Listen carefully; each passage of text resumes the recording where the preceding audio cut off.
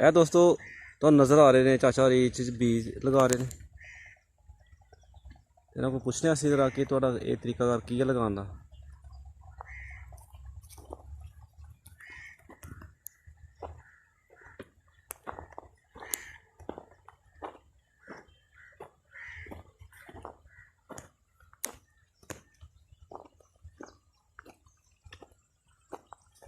Uncle जी अस्सलाम वालेकुम। क्या हाल सनाओ, ठीक हो? अल्लाह शुक्र है, अल्लाह शुक्र है। जरा सानू थोड़ी जी इन्फॉर्मेशन दो तुसीं की अच्छा थोड़ा जरा नजदीक आओ। अच्छा अच्छा चाचू ये तुसीं स्टाला लगा रहे हो? हाँ जी। अच्छा तो ये कोई ज़्यादा गेतरा तो नहीं है जी? नहीं गेतर मौसम आ गया बस मौसम आ गया। हाँ जरूरत है पट्ठियां दी। ਇਹਦਾ ਤਰੀਕਾਕਾਰ ਕੀ ਹੈ ਸਹੀ ਲਗਾਉਣ ਦਾ ਦੱਸੋ ਜ਼ਰਾ, ਕਿਸ ਤਰ੍ਹਾਂ ਤੁਸੀਂ ਕੀ ਕੰਮ ਕੀਤਾ ਇਸ ਪੈਲੀ ਵਿੱਚ?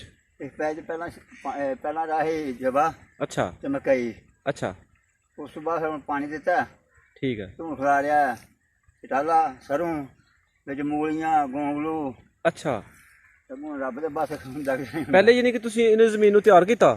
जमीन बाही है अच्छा बा के फिर दो थे बुआ के फिर बुआई आओ जऊं ते सरू सरे सुट्टी है। अच्छा जऊ ते सरੋਂ ਪਹਿਲੇ ਤੁਸੀਂ ਥੱਲੇ पहले ਪਾ राई ਲਈ है थले ਇਹ ਖਾਦ ਵਗੈਰਾ ਪਾਈ ਹੈ ਵਿੱਚ ਕੋਈ? मकई ते बई डीएवी खाद पाई है ਤੇ ਅੱਜ आधा ਤੁਸੀਂ तोड़ा ਪਾਣੀ ਲਗਾਉਣ ਤੋਂ ਕਿੰਨੇ ਦਿਨ ਪਹਿਲੇ ਤੁਸੀਂ ਉਹ ਲਗਾਏ ਨੇ ਜऊ ਔਰ ਜਿਹੜੀ ਦੱਸੀ ਤੁਸੀਂ ਜਵੀ? हो गया 5 दिन। ਇਹ 5 ਦਿਨ ਤੁਸੀਂ ਪਹਿਲੇ ਉਹ ਕਰਤਾ ਸੀ हाँ जी पहला ਤੇ ਅੱਜ ਤੁਸੀਂ ਪਾਣੀ ਲਗਾਇਆ ਤੇ ਅੱਜ ਕਿਹਦਾ ਬੀਜ ਲਾ ਰਹੇ ਹੋ? आज सरों मूलियां गोंगलू चटाला। ਅੱਛਾ ਇਹ ਸਾਰੀ ਚੀਜ਼ਾਂ ਜਿਹੜੀਆਂ ਨੇ ਇਹ ਉੱਤੇ ਤੁਸੀਂ ਬਾਅਦ ਚ ਖਿਲਾ ਰਹੇ ਹੋ ਪਾਣੀ ਦੇ ਕੇ? हाँ पहला कोई बट्टां च लाइयां बाद विच खिला छड़ियां। ਅੱਛਾ ਅੱਛਾ ਅੱਛਾ ਠੀਕ ਹੋ ਗਿਆ। हाँ ਤੇ ਚਾਚੂ ਇਹ ਕਿੰਨੀ ਪੈਲੀ ਹੈ ਤੁਹਾਡੀ? ਹੈ पैली है 1.5 कनाल। 1.5 ਕਨਾਲ ਤੇ 1.5 ਕਨਾਲ ਇੱਕ ਕਿੰਨਾ ਖਰਚਾ ਤੁਹਾਡਾ ਆ ਗਿਆ ਇਹਦੇ ਤੇ ਇਹ ਬਰਸੀਮ ਤੇ ਲਗਾਉਣ ਤੇ? 2 किलो भी पाए साढ़े दा ਅੱਛਾ ते मूलियां लियांदियां गोंगलू लियांदे ने। ਉਹ ਤੇ ਚਲੋ ਅਜ਼ਾਫੀ ਹੈ ਨਾ ਇੱਕ। हाँ बिल्कुल ਤੇ ਅਗਰ ਅਸੀਂ खाली ਬਰਸੀਮ ਸਟਾਲੇ ਦੀ ਗੱਲ ਕਰੀਏ ਤੇ 2 ਕਿਲੋ ਵੀ किलो आ 2 ਕਿਲੋ ਵੀ ਤੁਸੀਂ 2 ਪਾ किलो ਚੁੱਕੇ साला पाया ਯਾਨੀ ਕਿ 600 ਦਾ ਤੇ ਹੋ ਗਿਆ ਤੁਹਾਡਾ ਬੀਗ ਵੀ भी हो गया ਤੇ ਵਾਈ ਵੀ ਹੋ ਗਈ, बुआई भी हो गई। ਪਾਣੀ ਵੀ ਹੋ ਗਿਆ, ਹਾਂ। ਖਾਦ ਵੀ ਹੋ ਗਈ। ਇਹ ਟੋਟਲ ਤੁਹਾਡਾ ਕਿੰਨਾ ਖਰਚਾ ਆ ਗਿਆ ਹੁਣ ਤੱਕ? है तो पीछे पीछे है ना 3000 खर्चा आ गया 3000 ਖਰਚਾ ਆ ਗਿਆ 1.5 ਕਨਾਲ ਪੈਲੀ ਤੇ। 1.5 कनाल। ਤੇ ਉਸ ਤੋਂ ਬਾਅਦ ਇਹ ਕਿੰਨੀ ਦੇਰ ਦੀ ਫਸਲ ਜੇ? ये हुण 6 महीने है 6 ਮਹੀਨੇ ਲਗਾਤਾਰ ਚੱਲੇਗੀ। ਇਹ ਕਿੰਨੇ ਲੋ ਤੁਸੀਂ ਇਹ ਚ ਲੈਣੇ ਨੇ? वो 7 होंदे ना हुण देखो बिच 7 होंदे भी ने बिच औड़ छोड़ लग जाते पहला घट जाते ने। ਘਟ ਜਾਂਦੇ ਨੇ।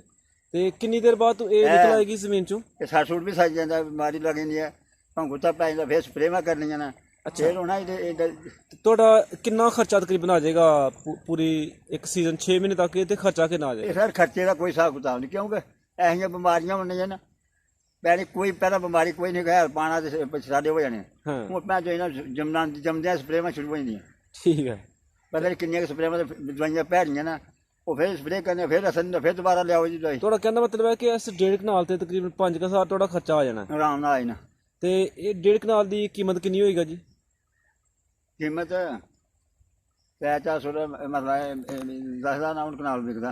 10000 ਨੂੰ ਕਨਾਲ ਵਿਕਦਾ। हाँ ਤੇ ਗੇਤਰਾ ਇਤੋਂ ਦਾ ਫਿਰ ਰੇਟ ਥੋੜਾ ਜ਼ਿਆਦਾ रेट ਹੋਏਗਾ। ज्यादा हुंदा ज्यादा होंदा। पहले फसल हो जांदी ਅਸੀਂ ਕਹਿ ਸਕਦੇ ਹਾਂ ਕਿ ਤੁਹਾਡੀ ਜਿਹੜੀ 12-13,000 बन जांदा पहला। 1.5 ਕਨਾਲ ਜਿਹੜੀ ਹੈ ਤਕਰੀਬਨ ਇਹ ਤੁਹਾਡੀ 16-17000 ਦੀ ਵਿਕ ਜਾਏਗੀ। हाँ आराम नाल। ਠੀਕ ਹੋ ਗਿਆ।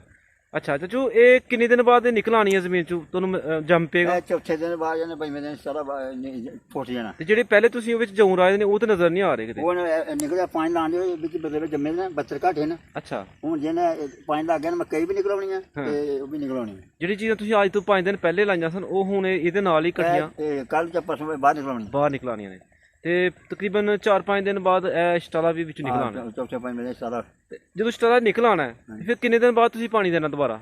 ਪਾਣੀ ਆ ਕੇ ਥੋੜਾ ਜਿਹਾ ਸੁੱਕਿਆ ਨਾ ਪੈਣੀ ਚਲੀ ਜੀ ਜੀ ਤੇ ਫਿਰ ਹਫਤਾ ਲੱਗ ਜਾਣਾ ਹਫਤੇ ਬਾਅਦ ਯਾਨੀ ਕਿ ਤੁਹਾਡਾ ਕਹਿੰਦਾ ਮਤਲਬ ਹੈ ਕਿ 72 ਆ ਜਾਏਗੀ ਤੇ ਫਿਰ ਪਾਣੀ ਹਾਂ ਤੁਸੀਂ ਪਾਣੀ ਦੇਣਾ ਹਫਤੇ ਬਾਅਦ ਪਾਣੀ ਦੇਣਾ। ਠੀਕ ਤੇ ਜਿਹੜੀ ਪਹਿਲੀ ਤੁਸੀਂ ਸਪਰੇਅ ਕਰਨੀ ਹੈ ਉਹ ਕਦੋਂ ਕਰਨੀ?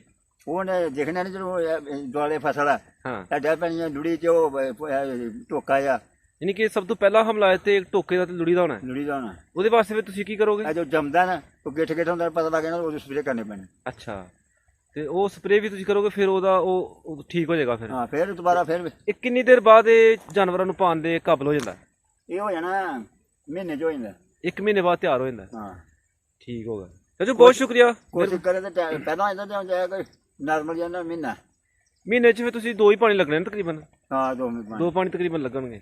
ਚਾਚੂ ਬਹੁਤ ਸ਼ੁਕਰੀਆ, ਮਿਹਰਬਾਨੀ। ਜਰਾ ਜਾਂਦੇ ਜਾਂਦੇ ਸਾਡੇ ਦੋਸਤਾਂ ਨੂੰ ਆਪਣਾ ਨਾਂ ਦੱਸ ਦਿਓ, ਕੀ ਨਾਂ ਜੀ ਆਪਣਾ? ਮੰਦਰ ਫੀਕ ਮੁਹੰਮਦ ਰਫੀਕ। ਤੇ ਕਿਹੜਾ ਪਿੰਡ ਜੇ? ਕੋਲ ਨਾਜੂ। ਕੋਟ ਨਾਜੂ। ਇਸ ਕੋਟ ਨਾਜੂ ਦੇ ਆਲੇ ਦੁਆਲੇ ਕਿਹੜੇ ਕਿਹੜੇ ਪਿੰਡ ਜੇ? ਇੱਕ ਪਿੰਡ ਚਿਗੜੀ ਹੈ, ਮਲਾ, ਨੰਦੋਹਾਲਾ, ਬੜਿਆਲ ਤੇ ਨਤਰਾਲ, ਮਲਾ, ਇਸ ਪਾਸੇ ਝੋਲੀ, ਉਹ ਪਾਸੇ ਦਰਮਾਨ। ਤੇ ਤੁਸੀਂ ਇਹ ਪਹਿਲੇ ਵੀ ਲਗਾਉਂਦੇ ਹੋ ਵੀ ਸਟਾਲਾ ਹਰ ਸਾਲ ਲਗਾਉਂਦੇ ਹੋ? ਕਹਿੰਦਾ ਹਰ ਸਾਲ ਤੇ ਲਗਾ। ਜਿਹੜੇ ਦੋਸਤ ਸਾਡੇ ਦੇਖ ਰਹੇ ਨੇ ਪਹਿਲੇ ਉਹ ਨਹੀਂ ਲਗਾਉਂਦੇ, ਉਹਨਾਂ ਨੂੰ ਤੁਸੀਂ ਕੀ ਮਸ਼ਵਰਾ ਦੇਣਾ ਚਾਹੁੰਦੇ ਹੋ ਕਿ ਇਹ ਫਾਇਦੇਮੰਦ ਫਸਲ ਹੈ ਜਾਂ ਨੁਕਸਾਨ ਤੇ ਨਹੀਂ ਇਹਦੇ 'ਚ? ਫਿਰ ਮਾਲਬਾਸ ਨੂੰ ਮਾਲਬਾਸ ਦੀ ਛਰਾਲਾ ਪਾਣੇ ਪੈਂਦਾ। ਜਿਹੜਾ ਮਾਰ ਕੇ ਜਿਹੜਾ ਨਹੀਂ ਰੱਖਿਆ ਉਹਨਾਂ ਨੂੰ ਕੀ ਜ਼ਰੂਰਤ ਹੈ? ਉਹਨਾਂ ਨੂੰ ਕੋਈ ਜ਼ਰੂਰਤ ਨਹੀਂ। ਤੇ ਅਗਰ ਮਾਲ ਬੱਚਾ ਨਹੀਂ ਵੀ ਰੱਖੇਦਾ ਹੈ ਤੇ ਵੇਚਣ ਵਾਸਤੇ ਬੰਦਾ ਰਹਿ ਸਕਦਾ? ਹਾਂ ਉਹ ਸਾਰਾ ਪੈਰੀ ਆਪਣੀ ਤੇ ਰਹਿ ਸਕਦਾ ਰੁਪਈਏ ਗੇਤਰਾ ਪਿਛੇ ਤਰ੍ਹਾਂ ਗੇਤਰਾ ਵਿਕਦਾ। ਗੇਤਰਾ ਹੀ ਨਹੀਂ ਕੋਈ ਚ ਫਾਇਦਾ ਹੈ। ਹਾਂ ਜੀ ਫਾਇਦਾ। ਚਾਚੂ ਬਹੁਤ ਸ਼ੁਕਰੀਆ, ਮਿਹਰਬਾਨੀ। ਅੱਲਾਹ ਪਾਕ ਤੁਹਾਨੂੰ ਖੁਸ਼ ਰੱਖੇ। ਮਿਹਰਬਾਨੀ। ਹੱਥ ਲਾ ਦੇ ਜ਼ਰਾ, ਮਿਹਰਬਾਨੀ। ਮਿਹਰਬਾਨੀ ਜੀ, ਮਿਹਰਬਾਨੀ।